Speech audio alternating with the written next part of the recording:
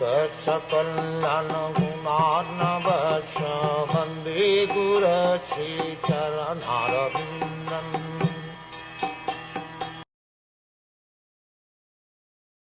The Supersoul enters into the bodies of the created beings who are influenced by the modes of material nature and causes them to enjoy the effects of these modes by the subtle mind. There are 84 lakh species of living beings beginning from the highest intellectual being, Brahma, down to the insignificant ant, and all of them are enjoying the material world according to the desires of the subtle mind and gross material body. The gross material body is based on the conditions of the subtle mind, and the senses are created according to the desire of the living being.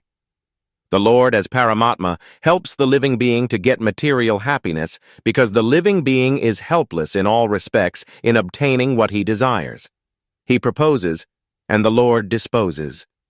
In another sense, the living beings are parts and parcels of the Lord. They are therefore one with the Lord. In the Bhagavad Gita, the living beings in all varieties of bodies have been claimed by the Lord as his sons. The sufferings and enjoyments of the sons are indirectly the sufferings and enjoyments of the Father. Still, the Father is not in any way affected directly by the suffering and enjoyment of the sons. He is so kind that he constantly remains with the living being as Paramatma and always tries to convert the living being towards the real happiness,